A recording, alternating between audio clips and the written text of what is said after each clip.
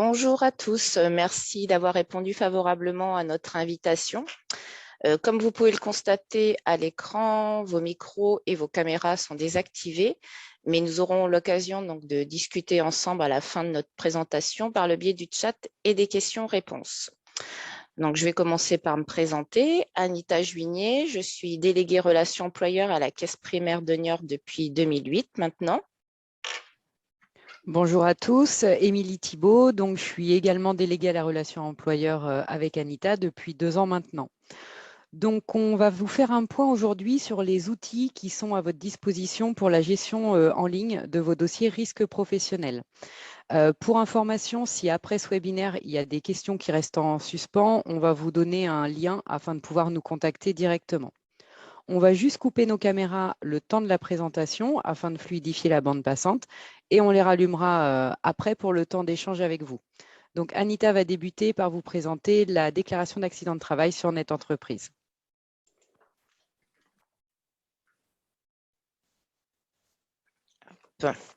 Donc, comment déclarer un accident de travail sur Net Entreprise? Avant de commencer, je vais lancer un petit sondage pour voir parmi vous qui utilise déjà la DAT en ligne sur Net Entreprise. Donc, en attendant vos réponses, donc voilà, je voulais juste vous faire le petit point sur donc cette partie sur la déclaration d'accident de travail et juste un rappel rapide avec les points clés, car nous avons déjà fait une démonstration de la DAT en ligne, étape par étape, lors de notre webinaire du 15 juin 2021. Donc, vous pouvez également donc retrouver ce webinaire sur notre compte YouTube de la CEPAM des Deux-Sèvres.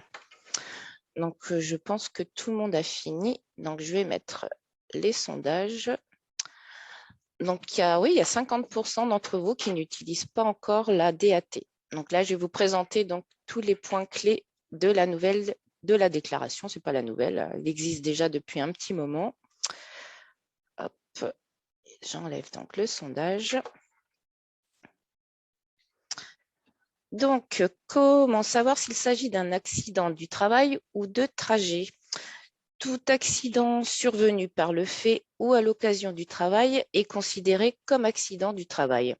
De même que tout accident survenu sur le trajet direct entre le domicile et le lieu du travail est considéré comme un accident de trajet.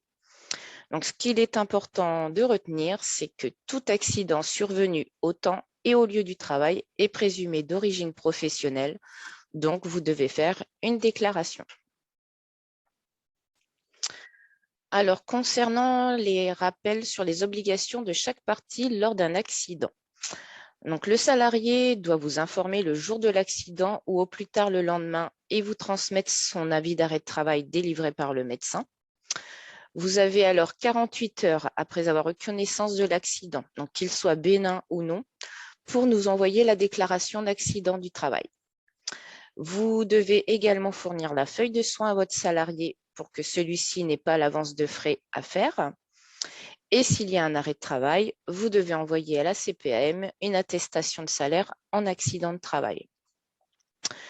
La caisse primaire, donc, quant à elle, se doit de respecter les délais d'instruction et de vous informer, ainsi que votre salarié, sur le suivi du dossier. On va d'ailleurs un peu plus loin vous parler donc du nouveau service qui s'appelle Lucie et qui vous permettra de recevoir ces courriers en dématérialisé. Donc, je vais laisser… Non, ah bah non, je n'ai pas fini. Donc, comment accéder à la déclaration donc, sur Net Entreprise? Donc, il faut juste vous rendre sur le site Net Entreprise, vous connecter avec vos identifiants et sélectionner la déclaration d'accident de travail DAT. Donc, voici 4 étapes clés de la déclaration. Concernant les réserves, vous pouvez, si vous le souhaitez, préparer en amont un courrier et indiquer dans l'encadré qu'un courrier de réserve sera joint avec cette déclaration. Mais vous pouvez également écrire vos réserves dans la case correspondante si vous n'utilisez pas trop de caractères car vous serez limité. Vous pouvez joindre des pièces à la fin de la déclaration, comme la lettre de réserve dont je viens de vous parler, mais cela peut être un constat, un rapport de police, enfin, tout document qui pourrait être utile à l'instruction du dossier. Donc, voilà, quand vous irez dans Parcourir, trouver votre document, pensez surtout à cliquer sur le petit bouton valider qui est juste à côté pour que la pièce jointe soit bien prise en compte et envoyée à la fin de la déclaration, avec la déclaration. Vous pouvez donc également suspendre la déclaration pour pouvoir la montrer à un supérieur avant de l'envoyer. Et après validation de votre déclaration, vous avez donc la possibilité de générer la feuille de soins pré-remplie des informations enregistrées juste avant dans la déclaration. Si jamais elle ne s'affiche pas, vérifiez que vous n'avez pas une fenêtre intempestive ou un pop-up qui bloque l'ouverture du PDF. Et si ça ne fonctionne toujours pas, vous pouvez toujours retrouver donc la feuille de soins sur Amélie Entreprise Formulaire. Par contre, cette feuille de soins, vous devez la remplir vous-même. Du coup. Alors, pour résumer, voici donc les avantages à faire votre déclaration en ligne. Donc, l'accès au site Net Entreprise est totalement gratuit. C'est plus rapide et vous faites des économies puisqu'il n'y a plus l'envoi de lettres en recommandé avec accusé de réception, l'accusé de dépôt que vous recevez à la fin de la déclaration faisant foi. Vous avez la possibilité de joindre des pièces complémentaires et vous récupérez donc la feuille de soins pré-remplie à vous remettre à votre salarié. Donc, je vais laisser la main à Émilie pour vous parler donc du QRP. On va passer, oui, au téléservice questionnaire risque professionnel. Comme vous l'a indiqué Anita, donc dès qu'un accident de travail arrive, vous devez faire votre déclaration d'accident de travail.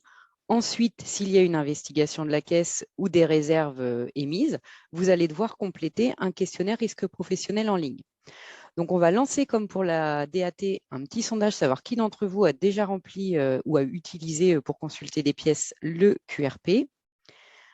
À savoir, pendant que vous y répondez, oui, c'est bon, il est en ligne, qu'en plus de pouvoir compléter vos questionnaires sur l'outil que je vais vous montrer, vous avez également la possibilité d'émettre des observations ainsi que de consulter et de télécharger les pièces du dossier.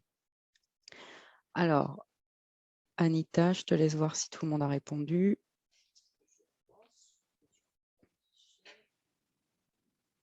Alors, oui, donc effectivement, il y en a encore certains d'entre vous qui ne connaissent pas. Alors, on va fermer le sondage et je vais prendre la main. Le PowerPoint nous fait des difficultés ce matin. Donc, cet outil, comme vous pouvez le lire, vous permet de simplifier vos démarches. Alors, il est allé trop loin. Je suis désolée. Hop, là, on est bon. Donc oui, comme je vous le disais, ça permet de simplifier vos démarches. Il faut savoir aussi que le compte, il est accessible 24 heures sur 24, que vous pouvez gérer plusieurs sirettes avec un seul compte et que vous pouvez ajouter des utilisateurs secondaires. Je vais vous montrer où juste après. Donc, on va revenir sur la page qui s'est affichée trop vite. Voici, donc, vous avez un compte de créer qu'à partir du moment où vous avez un sinistre avec investigation. Pour votre première connexion, il faudra que vous utilisiez le code de déblocage que vous aurez reçu par courrier avec le numéro SIRET de l'établissement. Attention, il est important de créer le compte avec une adresse mail générique où plusieurs personnes peuvent avoir accès si vous êtes plusieurs à gérer le risque professionnel dans votre établissement. Pour les personnes ayant déjà utilisé QRP, eh bien, il vous suffit de rentrer votre adresse mail et votre mot de passe que vous aurez personnalisé. Une fois connecté, voilà à quoi ressemble la page d'accueil. Donc, vous y trouvez 3 onglets, donc dossier, paramétrage et mon compte, qu'on va détailler ensemble. Tout d'abord, l'onglet dossier, c'est le principal, c'est celui sur lequel s'ouvre votre page d'accueil.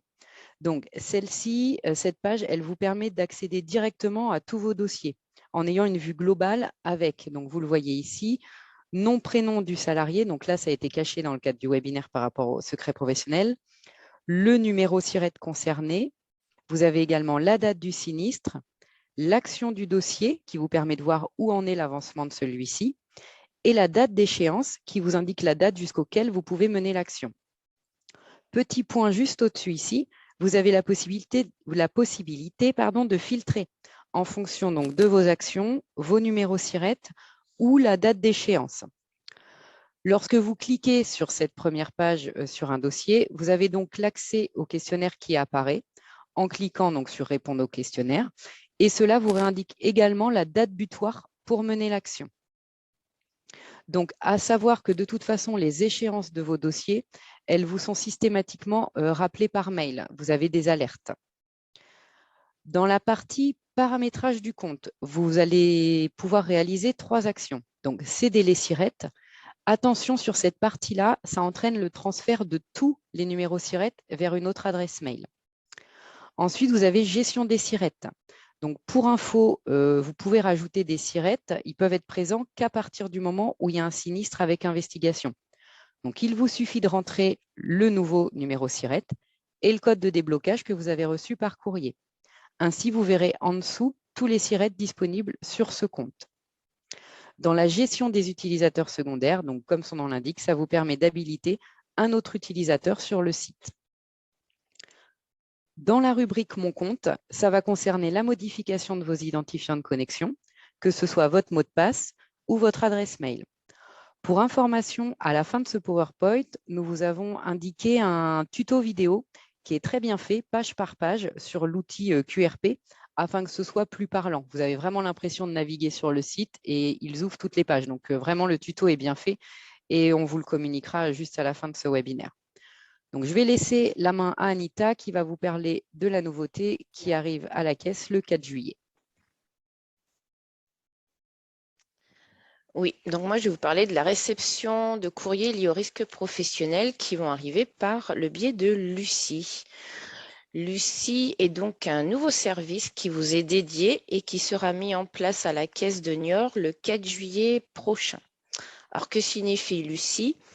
Ça veut dire donc liaison unique des correspondances informatisées aux employeurs. Donc Lucie va donc vous permettre de recevoir tous vos courriers risques professionnels en numérique, donc diminution des coûts de traitement des courriers et gain de productivité pour le traitement de vos dossiers RH. Alors, comment adhérer à Lucie? Eh bien, pourquoi adhérer à Lucie? Eh bien, pour 3 raisons. Tout d'abord, vos courriers seront en ligne avec la même valeur légale que les courriers papier. Ensuite, la mise à disposition de ces courriers sera immédiate. Vous recevrez un mail vous invitant à les télécharger. Et pour finir, eh bien, c'est éco-responsable car il y aura une consommation de papier fortement réduite. Voici donc les différentes étapes pour adhérer à Lucie.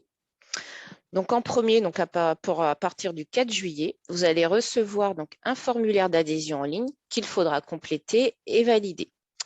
Si jamais vous ne recevez pas ce lien pour adhérer, il sera mis en ligne sur notre compte LinkedIn et sur le site d'Epodoc qu'Émilie va vous présenter juste après. Donc ensuite, à réception donc, de votre demande d'adhésion, on vous adressera un code provisoire pour pouvoir accéder à Lucie. Et vous n'aurez plus qu'à créer votre espace en rentrant votre numéro de SIRET et le code provisoire que l'on vous aura transmis. Vous aurez alors accepté les conditions générales d'utilisation, puis enregistré vos informations telles que votre email et le mot de passe que vous aurez choisi. Pour finaliser votre inscription et activer votre compte, il vous suffira donc de cliquer sur un lien reçu par mail, puis de vous connecter à votre compte. Ainsi, donc, à chaque nouveau courrier, la CPM vous informera par mail ainsi que les personnes à qui vous aurez donné l'autorisation et vous aurez 30 jours pour les télécharger. Donc, Émilie maintenant va vous parler donc de Depodoc. Oui, donc Depodoc, il a été mis en place en janvier de cette année par la CPAM des Deux-Sèvres. Donc, je ne sais pas si certains d'entre vous ont déjà utilisé l'outil. Alors, je vérifie en même temps que j'ai bien la main sur le PowerPoint. Parfait. Donc, le site, donc, il est dédié donc, aux entreprises et aux salariés des Deux-Sèvres. Donc, si vos salariés souhaitent contacter la caisse, ils peuvent également utiliser ce site. Le but, c'est de simplifier vos démarches, car on a conscience que l'accès à la plateforme, c'est parfois complexe.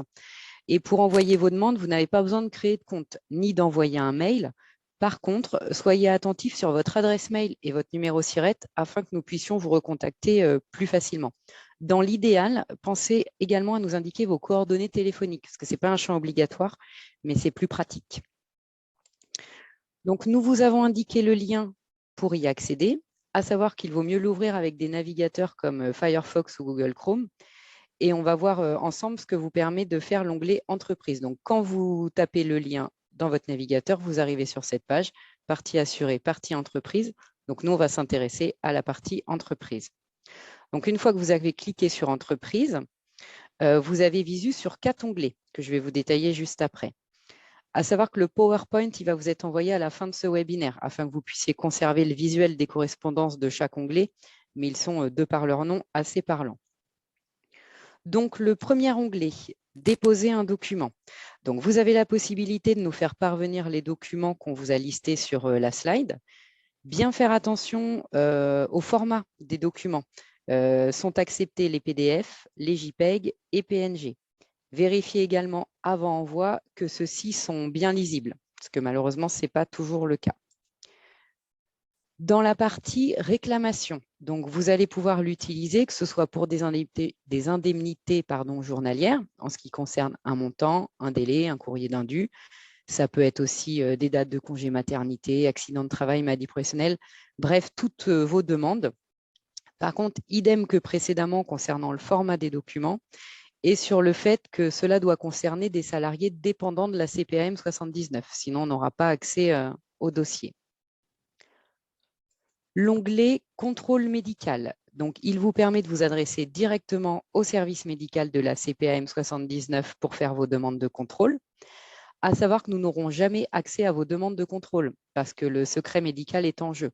Donc, nous n'avons pas de visu sur les suites données à vos dossiers. Seul le service médical est à même de vous répondre. On ne pourra jamais voir vos demandes ni voir les réponses. La partie nous concernant, c'est donc l'onglet assistance. Anita et moi-même gérons vos demandes dans cet onglet en direct. Donc, elle vous est utile si vous rencontrez des difficultés dans l'utilisation des téléservices, si vous souhaitez des informations législatives ou même organiser avec nous des réunions Zoom ou des thèmes particuliers ou des cas particuliers que vous souhaiteriez aborder avec nous. Pour rappel, on ne peut intervenir que pour des entreprises de Sévrienne. On vous a également indiqué quelques informations complémentaires, comme les astérisques qui correspondent aux champs qui doivent être obligatoirement complétés, car sinon votre demande ne part pas. Et c'est là où je vous disais que le numéro de téléphone, il n'y a pas d'astérisque sur ce champ, donc essayez de penser à nous le noter. De plus, sur le site des PODOC, une fois que vous avez cliqué sur « Entreprise », vous voyez en bas, vous avez des liens afin d'accéder directement à Amélie. Les liens vont être étoffés par la suite. Vous allez y retrouver le formulaire d'inscription à Lucie, le téléservice des courriers dématérialisés risque professionnel dont vous parlez Anita tout à l'heure. Sachez également que dès que vous faites une demande, vous obtenez un numéro de suivi. Donc voilà, ça vous permet de nous contacter plus vite. Donc, je vais laisser Anita prendre la suite. Juste, on voit qu'il y a des messages dans le chat et les questions-réponses. Ne vous inquiétez pas, on y revient juste après. Donc voilà, je laisse la main à Anita pour la suite du webinaire. Donc oui, on va finir donc par quelques informations diverses. Donc, on voulait tout d'abord vous reparler aussi donc, du nouvel arrêt de travail qui se met en place progressivement depuis le 7 mai 2022 et qui change pour le côté accident de travail, maladie professionnelle.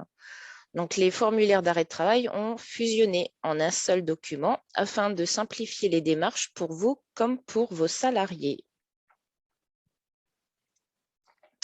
Donc, que ce soit en maladie, maternité, accident du travail ou maladie professionnelle, vous recevrez donc le même CERFA. Cette précision donc, concernant le risque apparaîtra sous forme de cases cochées.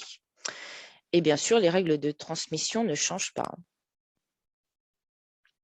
Donc, voici un aperçu des cases qui ont été rajoutées sur l'imprimé. Donc, vous reconnaissez l'arrêt en maladie, là, celui de couleur marron. Donc, comme on vous l'a signalé en jaune, voilà, il y a cette case, donc accident de travail, maladie professionnelle qui a été rajoutée avec la date. Et de la même ligne a été rajoutée aussi pour concernant les mi-temps thérapeutiques, juste en bas. Et concernant donc les certificats initiaux à la reconnaissance et au suivi des accidents du travail et maladies professionnelles, eh bien, ils ne porteront plus de prescription d'arrêt de travail et ne vous seront plus adressés par vos salariés, car il n'y aura plus de volet employeur. En cas d'investigation, le certificat médical initial sera mis à votre disposition dans le site QRP, sur le site QRP, qu'Émilie vous a présenté tout à l'heure. Et en cas de rechute ou de nouvelles lésions, là, le certificat médical vous sera transmis par la CPAM afin que vous puissiez émettre d'éventuelles réserves. Donc, pour résumer, les règles de déclaration et d'instruction restent inchangées. Et en cas d'accident, donc le salarié doit toujours vous prévenir dans les 24 heures qui suivent l'accident et vous bénéficiez à la connaissance des faits d'un délai de 48 heures pour nous faire votre déclaration. Donc, quelques infos pratiques. Donc, on vous a indiqué les numéros des différentes plateformes et les liens des sites utiles. Et comme on vous l'a dit plusieurs fois dans notre présentation, on vous a mis des tutos. Donc, le premier concerne la déclaration d'accident de travail que l'on a fait en ligne en mois de juin l'année dernière. Et on vous a donc rajouté celui du QRP et de l'UCI que l'on trouve très bien fait, donc pour vous en faire bénéficier si vous avez besoin d'informations complémentaires.